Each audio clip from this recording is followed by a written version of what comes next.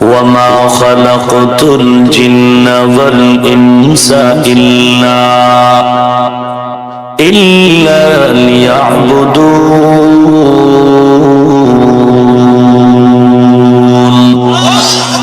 ما خلقت الجن والإنس جز عبادت নিস্তে মকসুদ আজ্জাহা। আল্লাহ তাআলা বলেন, হে মানুষ, তোমাদেরকে বানাবার ভিন্ন কোনো কারণ আমার নাই।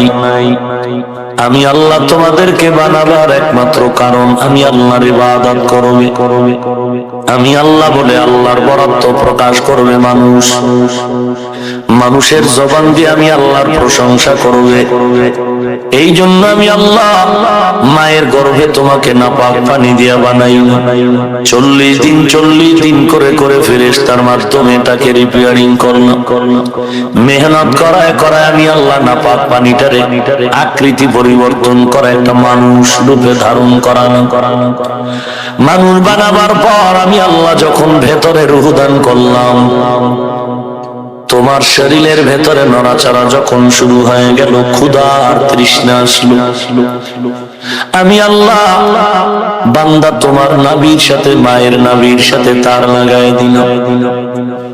ওই থেকে আমি আল্লাহ তোমার পেটের ক্ষুধা নিবারণের ব্যবস্থা করলাম।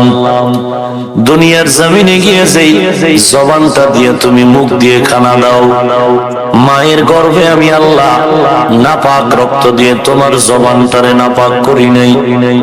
কারণ আমি আল্লাহ এই জবানটা বানাইলাম আমি আল্লাহর ইবাদতের জন্য, আমি আল্লাহর ইবাদত আর নামের জন্য, জিকিরের জন্য।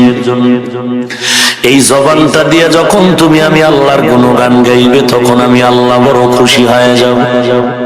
আমি আল্লাহ মায়ের গর্ভে এই জবানটারে নাপাক করি নাই, কারণ আমি আল্লাহ পবিত্র, আমার নাম ও জিকির হলো পবিত্র। আর যেই জবানে আমি আল্লাহর প্রশংসা হবে, ওই জবানটাও থাকবে পবিত্র, এই জন্য আমি নাপাক করি নাই।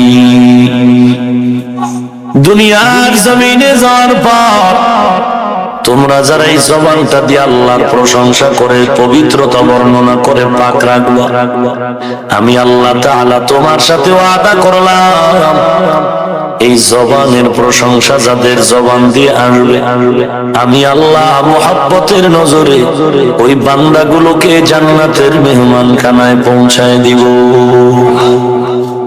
কারণ তোমরা আমারই গোলাম।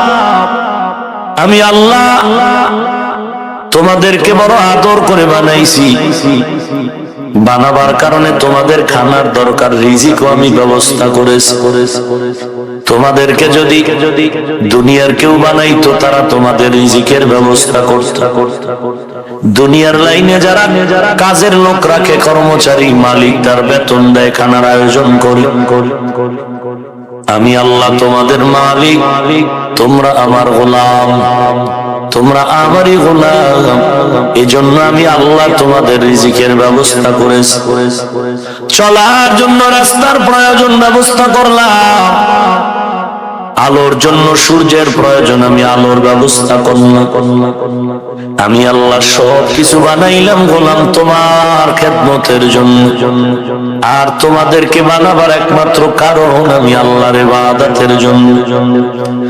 আমি আল্লাহর ইবাদত করবে হে মানুষ। দুনিয়ায় তুমি যা করো সব ইবাদত, খানা খাও, বাজার করো, ঘুমাও, সব কিছু ইবাদত যদি আমার মহব্বত দিয়ে করো। আল্লাহ বলেন, দুনিয়ার জমিনে যাওয়ার পর দুনিয়ার রং তামাশায় পড়ে তুমি অজান্তে গুনাহ করে ফেলেছ। আমি আল্লাহ চাই না আমার বানানো বান্দাগুলো জাহান্নামের আগুনে জ্বলবে। কারণ আমি আল্লাহ জাহান্নামের আগুনও বানাইছি। আমি আল্লাহ ভালো করে জানি আমার বান্দাগুলো এত দুর্বল, একটা সেকেন্ডের জন্য আমার বান্দা জাহান্নামের আযাব সহ্য করতে পারবে না। কারণ দুনিয়ার সূর্যের তাপ আমার বান্দা সহ্য করতে পারে না, বড় দুর্বল। আর জাহান্নামের আগুন সূর্যের তাপের থেকে আরো কঠিন। দুনিয়ার আগুন মানুষ হাতে লাগাইতে পারে না, সহ্য করতে পারে না, হাত পুড়ে যায়, দুনিয়া পুড়ে যায়। আর এর থেকে হাজার হাজার তাপমাত্রার গুণের আগুন হবে জাহান্নামের আগুন। দুনিয়ার আগুন হাত লাগলে হাত জ্বলবে, পা জ্বলবে না, পা লাগলে পায়ে জ্বলবে, হাতে জ্বলবে না। আর জাহান্নামের আগুন এত কঠিন, আল্লাহ তাআলা বলেন নারুল্লাহিল মুকাদ্দা।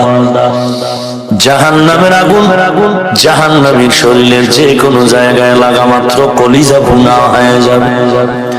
আল্লাহ বলেন আমি আল্লাহ জানি কোন বান্দা জাহান্নামের আগুন সহ্য করতে পারবে না। অতএব যারা অন্যায় করিয়াই ফেলছো, আমি আল্লাহ প্রতিদিন প্রথম আসমানে এসে তওবার দরজা দিয়া ডাকি, উদউনি আস্তাজিব লাকুম।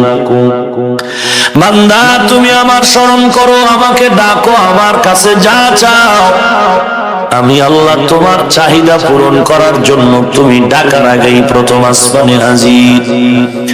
ওয়া ইযা সাআলাকা ইবাদি আন্নী ফাইন্নী করিব উজিবু দাওয়াতাদ দাঈ ইযা দাআন ফালইস্তাজিবু লি ওয়াল ইউমিনু